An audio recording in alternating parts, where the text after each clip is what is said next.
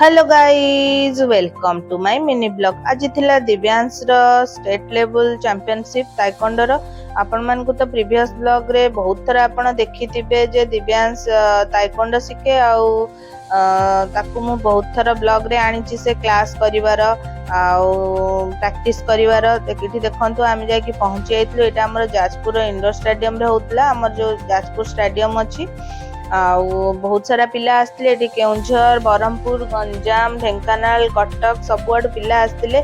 मुझे जाकि पहुंचला बेलू अल्प अल्प पिला आसुले। जस्ट एटा गोटे बफटे थुआ है। एक्चुअली स्पीड किकिंग थुआ होता बट यहाँ प्राय सीनियर पिला माने ही एथिरे बेसी करि पड़थिले। हाइट पिला माने जो माने टिके छोट पिला तांको पय से माने पैड देखौतले।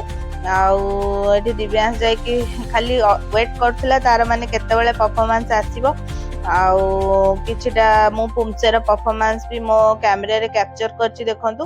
एटी स्पेशली मु दशरथ सर आमर जटेश्वर सर जी अछंती दी जन को बहुत सारा माने थैंक यू देबी। से माने जा हो पिला मान को एते सुंदर अरेंजमेंट करथिले।